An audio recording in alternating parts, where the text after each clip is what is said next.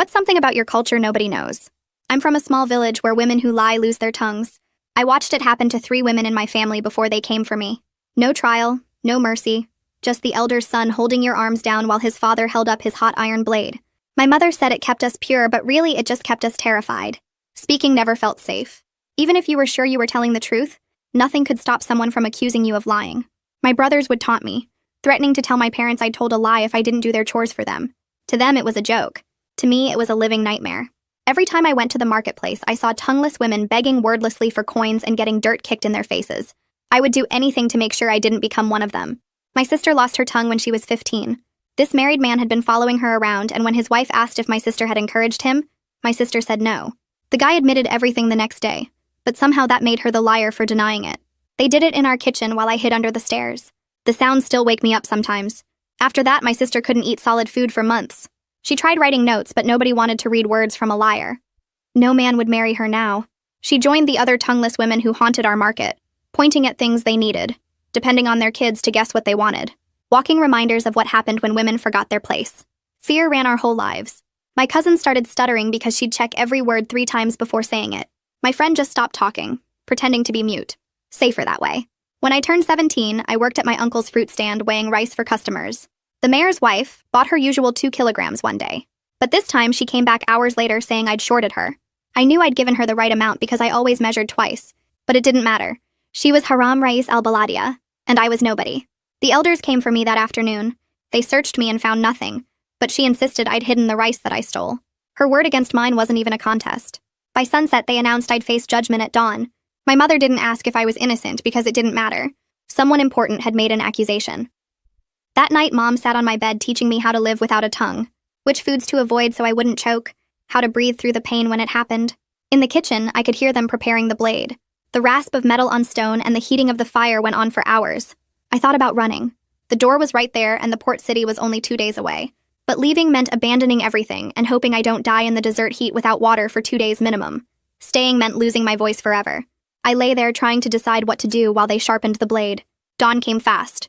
The elders arrived with the mayor, all of them looking satisfied that justice would be served. The Haram Rais al-Baladia sat in our best chair like she was watching a show. My uncle held my arms even though he'd known me since birth, knowing I'd never stolen. That's how it worked here. They forced me to my knees in the same spot where my sister had knelt. The elder's son grabbed my face, fingers digging into my jaw to force my mouth open. I could smell the alcohol on his breath, see the excitement in his eyes. He enjoyed this. He started dipping the blade into the fire, and my life flashed before my eyes. I would never speak again. I closed my eyes, preparing for searing pain, when suddenly, "Wait!" someone shouted from the doorway. My sister stood there holding a piece of paper, her scarred mouth set in a hard line. She couldn't speak, but she'd written something. The elder took the paper and his face went dark as he read it. He looked at the mayor's wife, then at the mayor. She claims she saw Haram Rais al-Baladia at the market yesterday. Says she saw her take extra rice when she thought no one was looking. The mayor stepped forward, his face turning red. "My wife is no thief." He looked at my sister with cold eyes. "But you already lost your tongue for lying, and your sister is about to lose hers." The elder nodded slowly. "The tongueless woman writes lies to protect her sister. This changes nothing." He turned to his son. "Continue." The hot blade was taken out of the fire, and just when the elder's son was about to press it against my tongue, the mayor grabbed his arm. "No," he pointed at my sister. "If she spreads these lies about my wife, even in writing, it must be punished." His smile made my blood freeze. "We must take more than just the younger one's tongue. The silent one still has hands to write lies with." The elder considered this while my sister's face drained of color. "Yes," he decided. "Both of them. The tongue and the hands. Let's finish what we started with this family of liars." Requested Reads is on Spotify now. Check out link in the description or comments. The elder's son tightens his grip on my jaw while his father raises the heated blade toward my open mouth, and in that frozen moment I see my sister launch herself forward with a strength I didn't know she still possessed. She crashes into the elder's son with her full body weight, and the blade flies from his father's hand, clattering to the floor where it burns a black mark into the wood. The elder's son stumbles backward and his fingers slip from my face. The room explodes into shouting. The mayor jumps from his chair. The elder scrambles for the fallen blade. My uncle's hands loosen on my arms just enough for me to wrench myself sideways, and I scramble away from the kneeling spot where my sister bled years ago. My mother stands near the doorway but doesn't move to block our path, instead turning her face away as if she can't bear to watch what happens next. Her hands grip the doorframe, but she steps aside. My sister grabs my wrist with her scarred hands and yanks me toward the door while the elder's son struggles to his feet, his face twisted with rage. The mayor stands up from his chair shouting orders, but we're already moving, our bare feet slapping against the floor as we run. The elder yells something behind us, but I don't look back. My sister's grip on my wrist is so tight it hurts, but I don't care. We burst through the front door into the late afternoon heat and sprint down the dusty street while voices erupt behind us. Neighbors peek through windows and doorways but quickly retreat inside, closing shutters and doors as if they never saw us pass. No one will help us. No one ever helps. The sun beats down on my head and the packed dirt street burns my bare feet, but I keep running. My sister pulls me into a narrow alley between two houses and we cut through someone's back lot where laundry hangs drying in the sun. I lose my left sandal when it catches on a rock and sharp stones cut into my bare foot, but I don't slow down because I can hear men's voices getting closer. Blood from my foot leaves marks in the dust. My sister drags me around a corner and through a gap in a fence. We squeeze between two buildings so narrow our shoulders scrape the walls. The men's voices grow louder. They're searching the streets. They're calling for others to help look. We duck into an abandoned storage shed at the edge of the village, pressing ourselves against the far wall in the dim light that filters through gaps in the wooden slats. My sister clamps her hand over my mouth even though I'm trying not to make a sound, and we hold completely still as heavy footsteps pass by outside. I can hear the elder's son cursing as he searches. Someone else is with him, maybe 2 or 3 men. They're checking every building, every hiding spot. The footsteps stop right outside our shed. I close my eyes and pray they don't look inside. My sister's hand presses harder against my mouth. Her other hand grips my shoulder. We don't breathe. After what feels like forever, the footsteps move away. After the footsteps fade, my sister releases me and pulls out a small pencil stub and scrap of paper she keeps in her pocket. She writes quickly and shows me the note. Desert or blade? Choose now. Her scarred mouth is set in a grim line as she watches me read. I nod and whisper that we should wait until dusk when it's cooler and we can move with less chance of being spotted. My sister writes again. Highway, truck stop, 2 hours walk after dark. She's already thinking ahead while I'm still shaking from how close that blade came to my tongue. She knows the routes because she used to walk to the market before they took her tongue. She knows which paths avoid the main roads. We check our pockets and find almost nothing useful. I have a thin silver bracelet my grandmother gave me that might be worth something for trade or bribe. My sister has her pencil and paper, and the clothes on our backs are all we own now since we can never go home again. My foot throbs where the stones cut it. Blood has soaked through my remaining sandal. My sister examines the cuts and frowns. The afternoon drags on while we take turns sleeping in short shifts, our bodies cramping in the small space. My sister tears a strip from her sleeve and wraps my bleeding foot, her movements gentle despite her own pain from old scars that never healed right. The fabric helps stop the bleeding, but walking is going to hurt. Outside the shed, I can hear the village sounds continuing. People going about their day. Children playing, dogs barking, life moving forward like nothing happened. Like 2 women didn't just escape their own mutilation. The heat makes the shed feel like an oven. Sweat runs down my back and my throat is so dry it hurts to swallow. My sister hands me a small piece of hard bread she had hidden in her pocket. It's stale and dusty, but I eat it anyway. She takes a tiny bite herself, then puts the rest away. We'll need food for the walk. The sun moves across the sky slowly. Every sound outside makes us freeze. Every voice that passes makes my heart race. But no one opens the shed door. No one finds us. As the light begins to fade through the slats, my sister writes out our plan on a new piece of paper. Stay off main road. Use back paths toward highway. Approach truck drivers at rest stop. Offer bracelet for ride to anywhere with city. It's not much of a plan, but it's all we have. We wait inside the shed until the light through the wooden slats turns orange and purple, and my sister pulls out her pencil again to write down what we need to do. Her handwriting is shaky but clear. Stay off the main road. Use the back paths toward the highway. Approach truck drivers at the rest stop. Offer my bracelet for a ride to anywhere with a city. She underlines the word anywhere twice, and I nod because I understand that anywhere is better than here. It's not much of a plan, but it's all we have. And when the sky gets dark enough that we can move without being easily spotted, we slip out of the shed into the warm evening air. The village is settling in for the night, and we can hear families inside their homes eating dinner and talking. We move along the edges of properties, staying close to walls and fences, and every time a dog barks, my whole body goes stiff. My sister grabs my arm and we freeze against someone's back wall until the barking stops. Then we keep moving toward the edge of the village where the houses spread out and the desert starts. A man's voice calls out somewhere behind us, and we drop behind a pile of old wood and wait with our hands pressed over our mouths. The voice gets closer, then fades away in a different direction, and we stay hidden for another few minutes before moving again. My foot throbs where the cuts are and blood has soaked through the cloth my sister wrapped around it, but I don't say anything because we can't stop now. We can hear the highway in the distance, a low hum of trucks and cars that sounds like freedom, and we walk toward that sound as fast as we can manage. The walk takes way longer than 2 hours because we have to hide when we see headlights coming across the desert. The first time, we throw ourselves into a ditch and press our bodies flat against the rocky ground while a truck drives past on a dirt road. My sister's breathing sounds rough and painful, and I remember all the damage they did to her mouth and throat 5 years ago. The second time we hide, we crouch behind a big rock formation while two vehicles pass by, and I'm scared they're men from the village searching for us. My foot feels like it's on fire with each step, and my sister is limping too from old injuries that never healed right, but neither of us suggests stopping or going back. We finally reach the truck stop around midnight, and it's just a small paved area where big trucks pull off the highway to rest. The smell of diesel fuel hangs thick in the air, and we can see maybe 6 or 7 large trucks parked with their engines running. Some drivers are sleeping in their cabs and others are standing outside smoking or checking their cargo. My sister and I stay in the shadows at the edge of the paved area, and she pulls out her pencil to write another note. The paper is crumpled and dirty, but I can read what she writes. You talk. I watch. Show bracelet. Say city only. She positions herself where she can see my face and also see any driver I approach, and I know she's ready to pull me away if anything feels wrong. I take off my grandmother's thin silver bracelet and hold it in my shaking hand. Then I walk toward a driver who's checking the tires on his truck. He's older than my father would be, with gray hair and a face that looks kind instead of mean. I walk up to him and hold out the bracelet, and my voice comes out quiet and scared. Please, sir, we need a ride to the city. This is all I have to pay you. The driver looks at my bloody foot first, then at my sister standing in the shadows with her scarred mouth, and something changes in his face. He asks in a low voice if we're running from family or from the law, and I answer honestly that we're running from both because they're the same thing in our village. He stares at us for a long moment, and I'm scared he's going to tell us to leave or call someone, but instead he tells us his name is Tunde Rivers. He says he lost a niece 5 years ago to a village custom like ours, but in a different region, and he couldn't save her because he lived too far away and found out too late. His voice sounds sad and angry at the same time. Tunde waves away my bracelet and tells me to keep it. Then he says we can ride hidden under the tarp in his truck bed with his produce, but we have to stay completely quiet if he gets stopped at any checkpoint. He warns us that if officials find us, he'll have to pretend he didn't know we were there, and we both nod because we understand.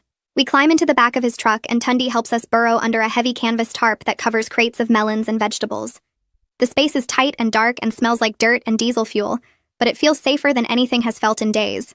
We arrange ourselves between the crates so we won't roll around when the truck moves, and Tunde secures the tarp over us before walking back to the driver's cab.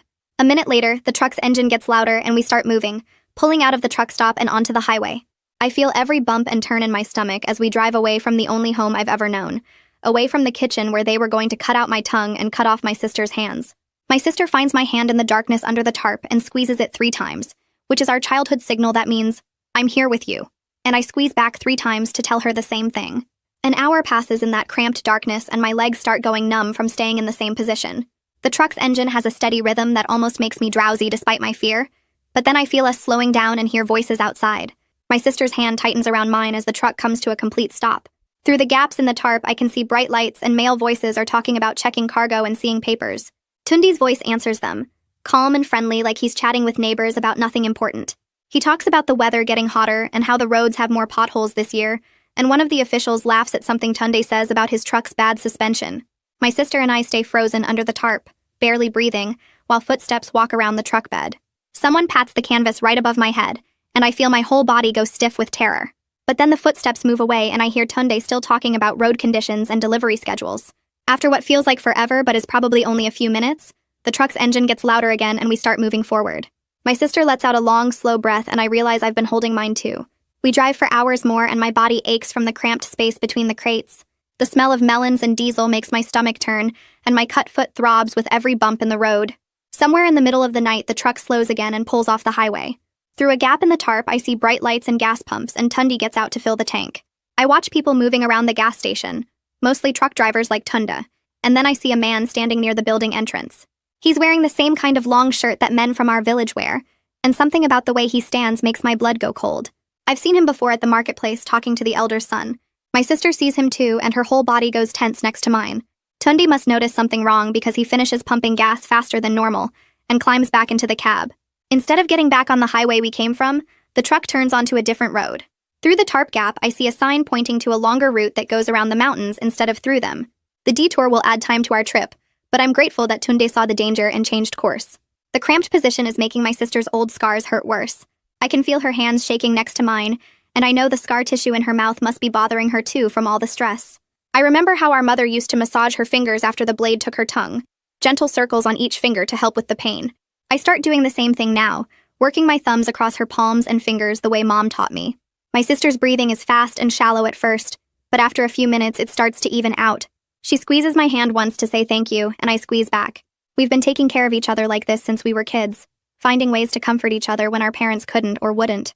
During a quiet stretch of highway when there are no other vehicles around, Tunde's voice comes through the gap in the tarp. He tells us about his niece who lived in a different village with customs similar to ours.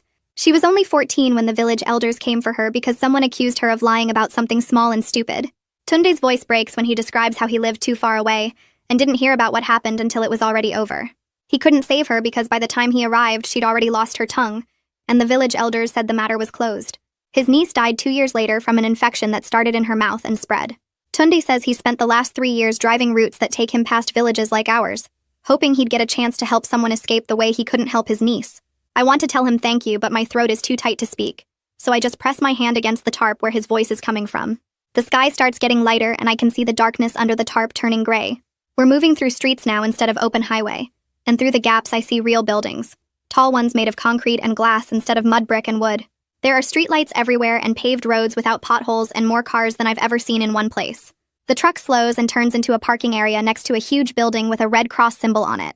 Tunde pulls into a spot and turns off the engine. Then he comes around to the back and lifts the tarp.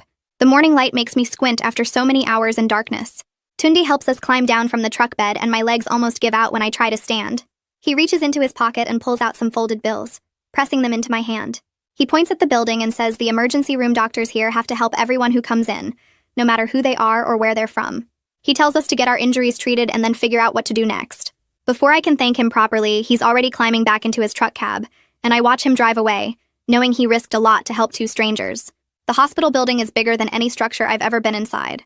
My sister and I walk through automatic doors that slide open by themselves, and the emergency room is overwhelming with its bright fluorescent lights and busy staff in colored uniforms. There are people everywhere, some bleeding or crying, others just sitting in plastic chairs waiting. A woman at a desk asks what we need, and I show her my bloody foot and gesture at my sister. She types something into a computer and tells us to sit down, that someone will see us soon. We wait for maybe 20 minutes before a nurse calls my name and takes us to a small examination room with a bed covered in paper. A doctor comes in a few minutes later, a man who introduces himself as Wei Howard. He's younger than I expected a doctor to be, with kind eyes and careful hands. Wei treats my infected foot first, cleaning it with stuff that stings and wrapping it in proper bandages. Then he asks my sister if he can examine her scars, and she nods. Wei looks at her mouth with a small light, taking photos with a camera and writing detailed notes on a computer. He measures the scar tissue and documents everything he sees, his face serious but not disgusted like some people get when they see her. Wei asks gentle questions about what happened to us. His voice is soft and he doesn't rush us to answer. When I hesitate because I'm scared of what might happen if we tell the truth, Wei explains that he's seen cases like ours before. He says he works with people who've been hurt by their families or communities, and he knows how to document injuries in ways that can help later. He suggests we might want to make an official report to the police or social services. The idea makes my stomach drop because reporting means the village elders might find out where we are. I tell Wei, I'm scared that making a report will bring them here to finish what they started.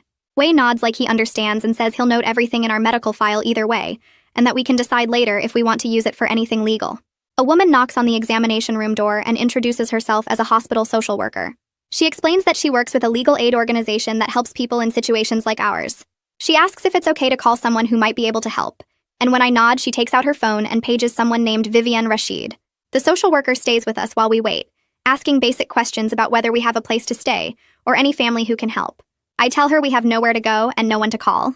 Within an hour, there's another knock on the door and a woman walks in carrying a worn briefcase. She has short gray hair and a serious expression that somehow feels kind instead of scary. She introduces herself as Vivian and shakes both our hands like we're important people instead of desperate runaways. Vivian pulls up a chair and sits down at our level instead of standing over us. She asks us to tell her what happened, and something about the way she asks makes me feel like she actually wants to hear the truth, instead of just going through motions. I start talking, and once I begin, I can't stop.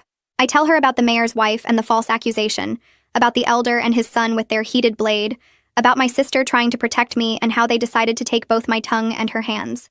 Vivian listens without interrupting, and she doesn't flinch or look away when my sister shows her scarred mouth, or when I describe the blade being heated in our kitchen fire. When I finish talking, Vivian explains our options in clear, simple language. She says we can file for protection orders that would legally prohibit certain people from coming near us. We can press criminal charges if we want to, or we can just access shelter services while we figure out our next steps. She makes it clear that all of these choices are ours to make, that she's here to help with whatever we decide. My sister pulls out her pencil and paper and starts writing. She writes for a long time, filling both sides of the paper with her small, neat handwriting. She writes about what happened to her 5 years ago when that married man followed her around and his wife asked if she'd encouraged him. She writes about saying no and being called a liar even after the man admitted everything. She writes about the kitchen and the blade and the months of not being able to eat solid food. She writes about being treated like she was worthless because she couldn't speak anymore. When she finishes, Vivian reads everything carefully, and then asks if she can keep the statement. My sister nods. Then Vivian turns to me and asks if I'm willing to give a recorded testimony about what almost happened to us. She explains that the recording will be kept private unless we decide later to use it for legal purposes. I agree, and Vivian takes out a small recording device. I talk into it for maybe 15 minutes, describing everything from the moment the mayor's wife accused me of stealing rice to the moment we escaped. My voice shakes when I describe the elder son holding my jaw open and the blade coming toward my mouth, but I get through it. When I finish, Vivian stops the recording and tells us this is the first time anyone has created an official paper trail that proves what happened. She says that matters more than we might realize right now. The next morning, Vivian drives us to the central police station in her small gray car that smells like coffee and paper. My sister sits in the back seat writing notes on her pad while I watch the city streets pass by. Still not used to how many people live here compared to our village. The police station is a concrete building with metal detectors at the entrance, and officers in dark blue uniforms standing around looking bored. Vivian leads us to a desk where a tired-looking officer takes our names and tells us to wait. We sit on hard plastic chairs for almost an hour before another officer calls us into a small room with a table and recording equipment. The officer asks basic questions about where we're from and what happened, but he keeps frowning like our answers don't make sense to him. He calls in a translator even though we tell him we speak the language fine, and the translator sits there looking uncomfortable while we repeat everything we already said. The whole process feels wrong, like they're trying to make our story fit into forms and categories that don't match what actually happened to us. Vivian stays calm and professional, helping us clarify details when the officers seem confused about village customs and elder authority structures. My sister writes out additional information about the blade and the kitchen, and how many women in our village lost their tongues, and the officers take photos of her notes for their file. After 2 hours of questions and paperwork, the main officer tells us he'll need to contact the local station near our village to verify our claims. Vivian's expression doesn't change, but I see her jaw tighten slightly. We leave the station and sit in her car while she makes phone calls to someone she calls a provincial contact. An hour later, Wei shows up at the station carrying a thick folder of medical records. He walks into the building with confident steps, and I wonder if doctors just naturally look like they belong everywhere. Through the station windows, I can see him talking with the officers and laying out papers on their desk. He points to documents and photos, his hands moving precisely as he explains something. The officers lean forward to look at the evidence he's brought. Wei stays in there for 30 minutes, and when he comes out, he nods at Vivian through the car window. Vivian goes back inside and returns 20 minutes later looking frustrated. She starts the car and drives us to a coffee shop 3 blocks away. Inside the coffee shop, Vivian orders us tea and sits down heavily in her chair. She explains that the local police station near our village told the city officers this is a domestic tradition matter outside legal authority. The village officer said these customs have existed for generations, and that outsiders shouldn't interfere with local practices. Vivian pulls out her phone and starts making calls right there at the coffee shop table. She talks to someone named Hassan about provincial jurisdiction and cultural practice laws. She calls another person about human rights violations and federal oversight. She calls a third person asking about precedent cases. My sister and I sit quietly drinking our tea while Vivian works through her contact list with sharp, focused energy. By the time the sun starts setting, Vivian has connected with a prosecutor at the provincial level, who apparently has been trying to build cases against villages that practice these brutal customs. She explains to us that this changes our strategy completely. Instead of going through local police who dismiss these cases, we'll work with provincial authorities who have broader power and less connection to village politics. It will take longer, she warns us, maybe weeks or months instead of days, but it has a much better chance of actual legal consequences for the elder and the mayor. The next afternoon, a woman named Ren calls Vivian's office while we're there organizing paperwork. Ren introduces herself as a reporter working on a story about traditional practices and modern law. My first reaction is absolute panic because media attention feels dangerous, like putting a target on our backs for anyone from the village to find us. Vivian asks Ren careful questions about her story angle and editorial standards. Ren explains she wants to focus on the policy gaps and legal frameworks, rather than personal trauma details. She promises complete anonymity with altered voices in any recordings, and no identifying information about our specific village or situation. Vivian looks at us and asks what we think. My sister writes quickly that media coverage might help other women, and I realize she's probably right even though it scares me. We agree to meet with Ren under strict conditions that Vivian negotiates over the phone. 2 days later, Ren comes to Vivian's office with a small recording device and a notebook. She's younger than I expected, maybe late 20s, with short hair and tired eyes. She asks us questions about the legal process and what barriers we faced, not about the blade or the kitchen or the specific terror we felt. She asks about village power structures and how women's voices get silenced in these systems. The interview lasts an hour, and Ren keeps her word about focusing on policy rather than pain. When the article runs in a regional newspaper 3 days later, I read it twice, feeling exposed and validated at the same time. Ren wrote about how national laws prohibit mutilation and violence, but local enforcement often dismisses these cases as cultural matters. She interviewed legal experts about jurisdiction problems and discussed our case only as one anonymous example among several. Our specific details are changed enough that I don't think anyone from the village would recognize us, but the truth of what happened is still there in the facts she presents. The article generates immediate responses. Vivian shows us emails from people donating money to the legal aid fund that's helping with our case. Some donations are small, maybe 10 or 20 currency units. Others are larger. People write messages saying they want to help women escaping these situations. But Vivian also mentions, without showing us, that the news outlet received threatening messages from people defending traditional practices and calling the article an attack on cultural values. We know both reactions exist in the world. The morning after the article publishes, my phone rings from a number I don't recognize. I almost don't answer, but something makes me pick up. My mother's voice comes through tight with fear. She tells me the mayor is furious about the article even though it didn't name him specifically. She says the village is in an uproar with people arguing about whether the old customs should continue. She warns us never to try coming back because it's not safe. Then her voice drops to a whisper, and she says she's proud we got away, that she should have helped us escape years ago. The call ends abruptly like someone walked into the room. 2 hours later, Vivian's office phone rings and it's my mother again, this time calling from a different number. She tells Vivian she's sending something important. Minutes later, Vivian's phone buzzes with an incoming photo message. The image shows our kitchen with the blade being heated in the fire, and there's a timestamp visible on a wall clock showing it's from the night we escaped. My mother took this photo secretly while they were preparing to take my tongue and my sister's hands. The premeditation is right there in the image. The careful preparation. The heated blade ready hours before dawn. My mother's act of sending this evidence feels like her own quiet rebellion against everything she was taught to accept. Vivian immediately opens her laptop and starts drafting emergency protective order applications. She works through the afternoon pulling together the photo evidence my mother sent, weighs detailed medical reports about our injuries, and our sworn statements from the police station. She explains that these orders will legally prohibit the elder, his son, and the mayor from coming within a certain distance of us, or contacting us in any way. The orders will be registered at both provincial and local levels. Enforcement in the village itself will be complicated, she admits, since the local police already dismissed our case once, but having the orders on record creates legal consequences if they're violated. She files the applications electronically, and tells us we should hear back within 48 hours about whether a judge will grant them. That evening, Vivian's phone rings while we're eating dinner at the shelter. She steps into the hallway to answer, and I can hear her voice go tight even through the closed door. When she comes back and her face looks worried, and she sits down across from us. Men showed up at Tunde's truck yard asking questions about his routes and what cargo he carried last week. They wanted to know if he picked up any passengers and where he dropped them off. Tunde told them he only hauls produce, but they kept pushing, and one of them took photos of his trucks and wrote down his license plate numbers. He called Vivian right after they left because he's scared they'll come back or follow him or hurt his family for helping us. His voice shook on the phone when he told her he might need to step back from our case because he can't risk his wife and kids getting targeted. I feel sick hearing this because Tunde saved our lives, and now he's in danger because of us.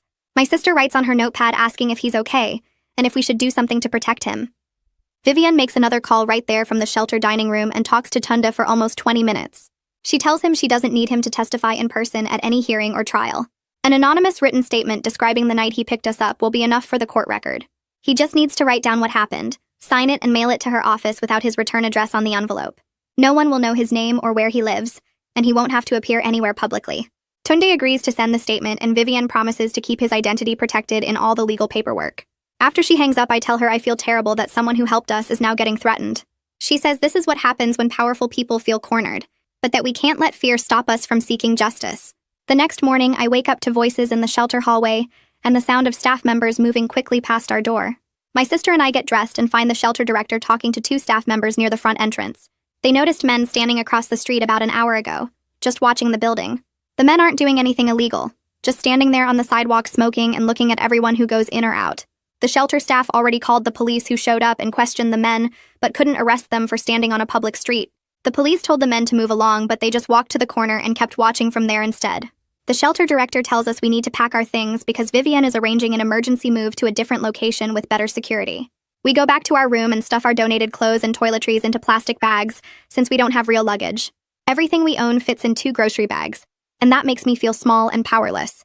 We're supposed to be safe here, but we're still running, still hiding, still looking over our shoulders. A van with tinted windows pulls up to the shelter's back entrance an hour later, and we climb in with our bags. The driver takes a long route through the city, making several turns and doubling back to make sure no one follows us. The new shelter is in a different neighborhood with a locked gate and security cameras. We have to show ID to get in, and visitors need appointments scheduled in advance. Our room is smaller than the last one, but it has a lock that works and bars on the windows. My sister and I unpack our few things and sit on the beds not talking because there's nothing to say. We thought we escaped when we left the village, but the fear followed us here. That night I fall asleep quickly because I'm exhausted, but the nightmares start around 2 in the morning. I'm back in our kitchen and the elder son has my jaw in his hands. I can smell the alcohol on his breath and see the heated blade coming toward my mouth. I try to scream, but no sound comes out, and I wake up gasping with my jaw clenched so tight it aches. My sister is awake too, sitting up in her bed watching me with worried eyes. This happens every night for the next week. I'm scared to fall asleep because I know the nightmare is waiting. Wei calls to check on us and I tell him about the dreams. He says it's a normal response to trauma and gives me the number for a counseling group that meets at the hospital twice a week. The group is for people who've experienced violence and they have therapists who understand what we're going through. I write down the information, but I'm not sure I'm ready to talk about it with strangers. Ren's second article comes out 3 days after we moved to the new shelter. This one is different from the first because it focuses on laws and policies instead of personal stories. She interviewed lawyers and professors about how traditional village customs conflict with national laws that protect people from violence. The article talks about the gap between what's legal on paper and what actually happens in small communities where elders have more power than police. She mentions our case only briefly as one example among many, and she doesn't use any details that could identify us. Reading it feels less scary than the first article because it's about systems and rules, not about me and my sister specifically. The article seems to change the conversation online from people arguing about whether our story is real to people debating what the government should do about villages that still practice these customs. A woman from a provincial organization calls Vivian's office the next day. The group works on women's rights issues and they want to help with our case. They've been documenting similar situations for years, and they have files on at least a dozen other cases from nearby villages. Women who lost their tongues for supposed lying, women who lost fingers or hands, women who were beaten or burned for breaking traditional rules. The organization sends over thick folders of statements and photos and medical records that show this isn't just about our village. It's a pattern that happens in multiple places, and the legal system has mostly ignored it. Vivian meets with the organization's lawyers, and they agree to work together on our case. Having more evidence and more legal help makes everything feel more real and more serious. 5 days after we escaped from our village, Vivian drives us to the provincial courthouse for our hearing.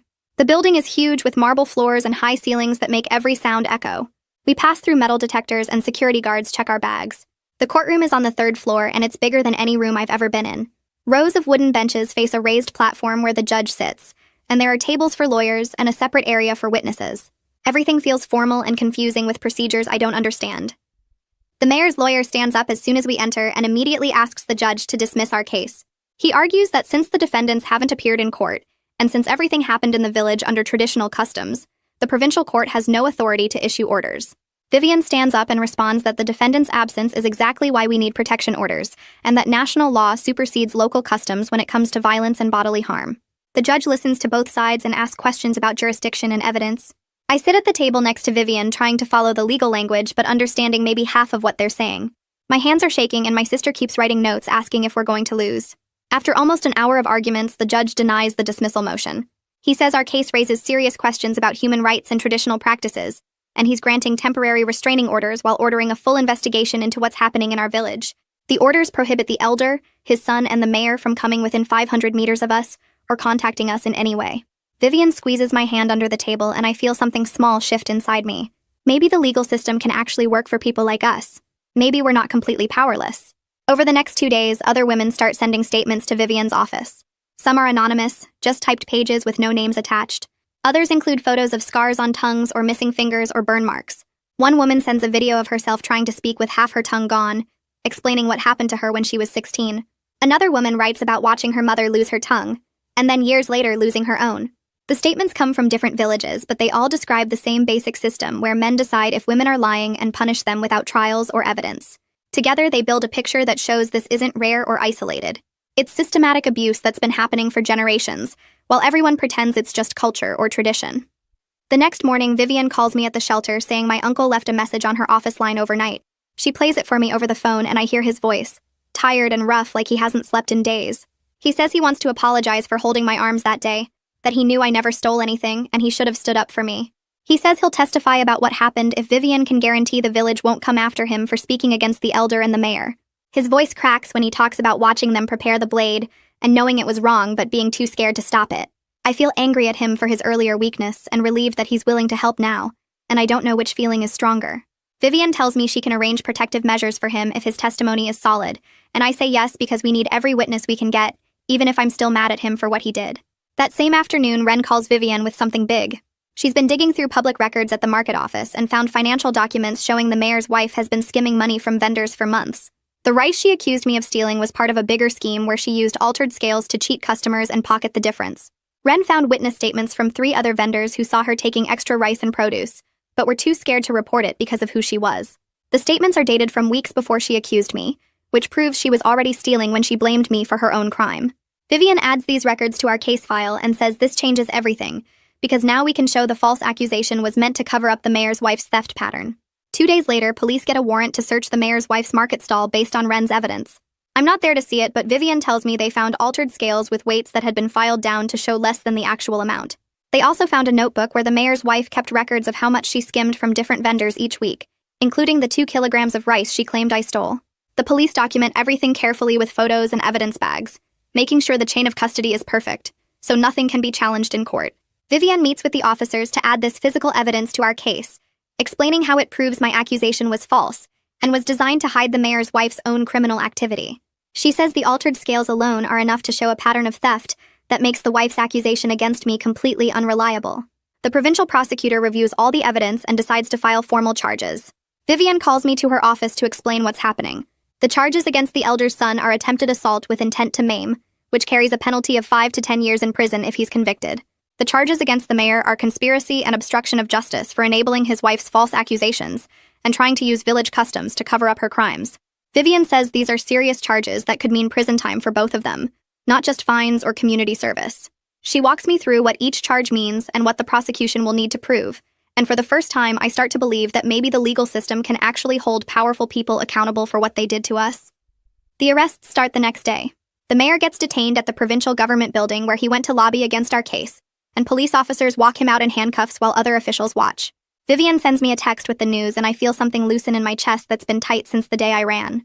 Police also go to the elder's home with a warrant and seize the heated blade as evidence, photographing the scorch marks on our kitchen floor where it fell. The elder's son isn't there when they arrive, and neighbors say he left the village 2 days ago. Police issue a warrant for his arrest and add him to a regional database, but Vivian warns me he might stay hidden for a while since he knows what's coming. That same week, my mother contacts Vivian through a secure number and says she wants to leave the village with our youngest sibling. Vivian arranges for them to relocate to the city through a safe house program that helps families escaping dangerous situations. When they arrive, Vivian brings them to meet us at a neutral location, a community center with private rooms. My mother sees me and my sister and immediately breaks down crying, grabbing both of us and saying she's sorry over and over. She says she should have gotten us out years ago before my sister lost her tongue, that she knew the customs were wrong but was too scared to fight back. She holds my sister's scarred hands and apologizes for not protecting her when she was 15. My sister writes on her notepad that it's okay, that we're all here now, and that's what matters. Our youngest sibling stays quiet through the reunion, looking confused and scared by everything that's happened. We spend 2 hours together before the safe house staff say it's time to go, and my mother promises she'll testify if Vivian needs her to. 3 weeks after the arrests, the formal testimony hearing gets scheduled at the provincial courthouse. Vivian prepares us carefully, going over every detail of what happened, and making sure our stories match because they're true. The hearing day arrives and we enter through a side door to avoid any village supporters who might be watching. The courtroom has a privacy screen set up that hides us from the audience while we testify, though we can see the judge and lawyers. My sister goes first, writing her testimony on a tablet that gets projected on a screen for everyone to read. She describes watching the married man follow her when she was 15, being accused of encouraging him when she was rejected him, and then having her tongue cut out in our kitchen while I hid under the stairs. The defense lawyer tries to challenge her timeline, asking how she can be sure of dates from 5 years ago. But Vivian has prepared medical records from the village clinic that show my sister was treated for severe mouth trauma on the exact date she described. Then it's my turn, and I tell the whole story from the rice accusation to the blade being heated to my sister saving me at the last second. The defense lawyer pushes hard on why I didn't report the mayor's wife's theft earlier if I knew about it, and I explain that nobody reports powerful people in the village because reporting means punishment. Vivian backs me up with testimony from other vendors who saw the same pattern but stayed silent out of fear. The defense challenges Tunde's written statement, arguing it's unreliable since he won't appear in person to be cross-examined. The lawyer suggests Tunde might have made up his story to help us, that there's no way to verify he actually picked us up that night, or that we were really running from the village. Vivian signals to Ren, who's sitting in the gallery, and Ren brings forward a folder of documents. She's pulled highway toll records showing Tunda's truck passing through the checkpoint near our village at the exact time he said he picked us up. She also has truck weigh station timestamps from later that night showing his truck was heavier than usual, consistent with carrying extra passengers hidden under the tarp. The defense lawyer tries to argue this is circumstantial, but the judge seems impressed by how thoroughly the timeline has been documented. Wren's evidence turns Tunda's affidavit from a questionable statement into a corroborated account that matches all the physical evidence. Wei testifies next, and his medical documentation becomes the strongest part of our case. He describes examining my sister's tongue scars in clear, objective language, explaining how the scar tissue pattern is consistent with a heated blade injury that happened years ago. He shows photos of the scarring and explains why it couldn't have been caused by accident or disease. Then he presents his findings about my injuries from the day we escaped, including the infected foot and the jaw bruising where the elder's son grabbed my face. His testimony is calm and factual, just describing what he observed and documented without any emotional language. The judge asks several questions about his methodology and seems satisfied with Wei's answers. The defense tries to suggest my injuries could have happened some other way, but Wei has detailed photos with timestamps that prove when and how each injury occurred.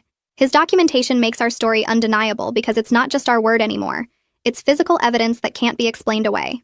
After 2 days of testimony, the judge reviews all the evidence and makes his ruling. He grants permanent protection orders prohibiting the elder, his son, and the mayor from any contact with me, my sister, or any member of our family. The orders include a 500-meter distance requirement and ban any communication whether direct or through third parties. He sets trial dates for the criminal charges against the elder's son and the mayor, scheduling them for 3 months out to give both sides time to prepare.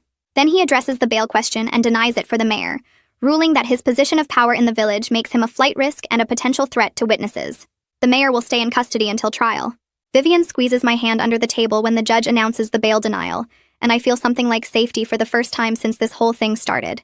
The protection orders are real and enforceable, and knowing the mayor can't come after us while he's locked up makes me believe we might actually be safe now. The shelter staff connects me with a job opening 2 days after the court hearing. A fruit wholesaler needs someone for inventory tracking and customer orders, and the work pays enough that I could save toward rent if I'm careful. The interview happens in a warehouse that smells like citrus and earth, reminding me of my uncle's stand but without the fear attached to those memories. The owner asks basic questions about my experience weighing produce and dealing with customers, and I answer honestly about working at the fruit stand before everything happened. He nods and says I can start Monday morning at 6, then shows me the inventory system on a tablet that tracks everything digitally instead of on paper. My sister enrolls in an assistive technology course at a community center that same week. The program teaches communication methods for people who can't speak, covering everything from basic sign language to apps that convert typed text into spoken words. She comes back from the first session with information about devices that could give her more independence, and I see hope in her eyes that wasn't there before. The course meets twice a week and costs nothing because it's funded by a disability services grant. My mother starts attending counseling sessions at a different community center across town.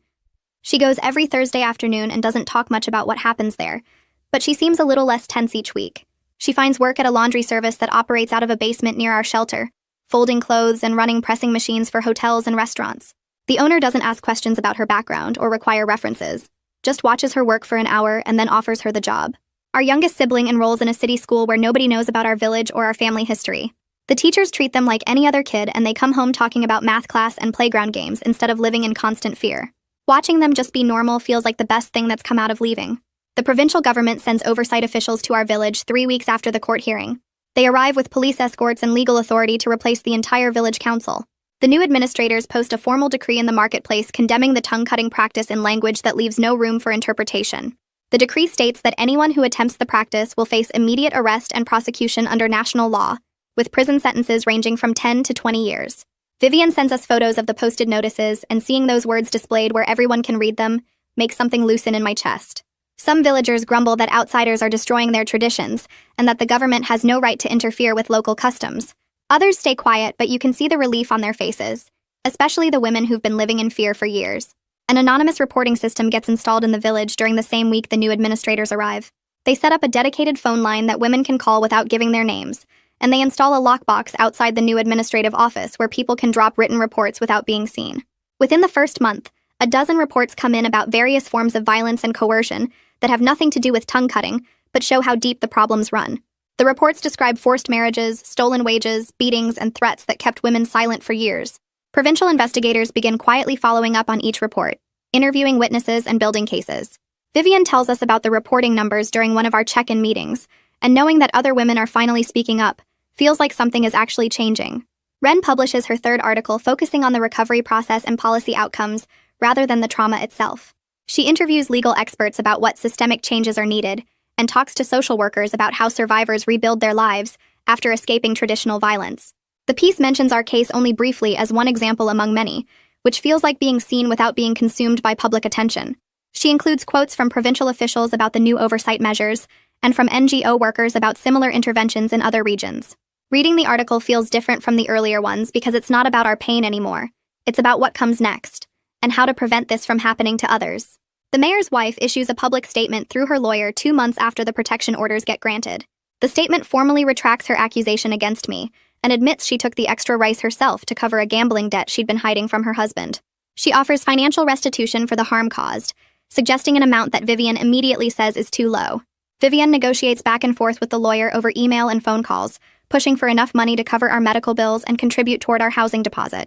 They settle on an amount that's 3 times the original offer, paid in 2 installments with the first one arriving within a week. The money gets deposited into an account Vivian helped us open, and seeing that balance makes the idea of our own apartment feel real instead of impossible. The mayor accepts a plea agreement 3 months after his arrest. The terms require him to resign from the office permanently and accept a lifetime ban from holding any government position.